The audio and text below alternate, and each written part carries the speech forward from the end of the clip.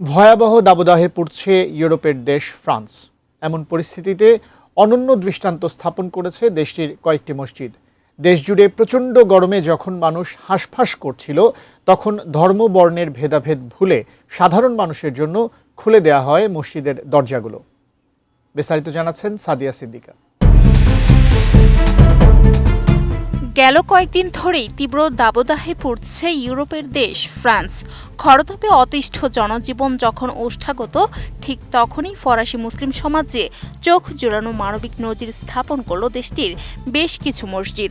তীব্র গরম থেকে সাধারণ মানুষকে বাঁচাতে ধর্মবর্ণের দেয়াল ভেঙে উন্মুক্ত করে দেওয়া হয়েছে আল্লাহর ঘরের দরজা।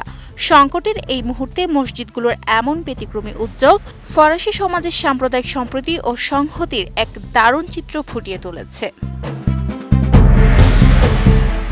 প্যারিসের পূর্বাঞ্চলের শহরতলি মন্ট্রুইয়ের স্থানীয় মসজিদগুলো মূলত এই চমৎকার উদ্যোগটি নিয়েছে। তীব্র গরমের কারণে ফরাসি কর্তৃপক্ষ যখন একের পর এক স্বাস্থ্য সতর্কবার্তা জারি করতে ব্যস্ত, ঠিক তখনই সকাল থেকে রাত পর্যন্ত নিজেদের দরজা সবার জন্য খোলা রাখার সিদ্ধান্ত নেয় মসজিদ কর্তৃপক্ষ। উদ্দেশ্য একটাই, বয়োবৃদ্ধ, পথচারী এবং তীব্র গরমে অসুস্থ বোধ করা যে কোনো মানুষের পাশে দাঁড়ানো। Optical brightener, photo catalyst, active granule সমৃদ্ধ বসুন্ধরা পাওয়ার ওয়াশ, ঝলমলে কাপড়ে ফুরফুরে মন। আন্তর্জাতিক সংবাদ মাধ্যম আল জাজিরা জানিয়েছে, মসজিদের মূল নামাজ কক্ষগুলো সাময়িকভাবে পরিণত হয়েছে সাধারণ মানুষের পরম আশ্রয়স্থানে। সেখানে কোনো ধর্মীয় ভেদাভেদ নেই। সেখানে দেখা যায় কেউ চেয়ারে বসে জিরিয়ে নিচ্ছেন, তো কেউ শীতল কার্পেটে শুয়ে দূর করছেন শরীরের সমস্ত ক্লান্তি।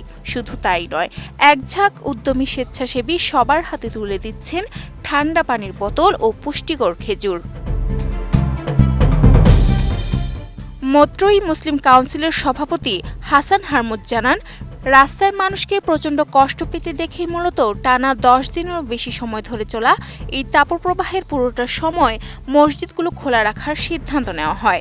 মসজিদের উন্নত শীতাতপ নিয়ন্ত্রণ ব্যবস্থার কারণে ভেতরের পরিবেশ চমৎকার শীতল। তিনি বলেন, এই সেবা শুধু মুসলমানদের জন্য নয়, যারই একটু আশ্রয় প্রয়োজন তাকেই তারা স্বাগত জানাচ্ছে। ইসলাম তাদের যে মানবিক মূল্যবোধ শেখায়, এটি তারই বহিঃপ্রকাশ। মুসলিম না ফরাসি সমাজেরই অংশ এবং যে কোনো সংকটে তারা পাশে থাকতে প্রস্তুত। মন্ট্রুইয়ের আল ইসলাহ মসজিদের খতিব ইব্রাহিম বালহাজ জানান, এই তীব্র গরমে সবচেয়ে বেশি বিপাকে পড়েছেন বয়স্ক ও গৃহহীন মানুষ। তাদের কষ্ট লাঘব করতেই এই ক্ষুদ্র প্রয়াস। মসজিদের কাজ শুধু আনুষ্ঠানিক ইবাদতেই সীমাবদ্ধ নয়, বরং সংকটে মানুষের পাশে দাঁড়ানো এর বড় দায়িত্ব। Sadia Siddika, ATN news.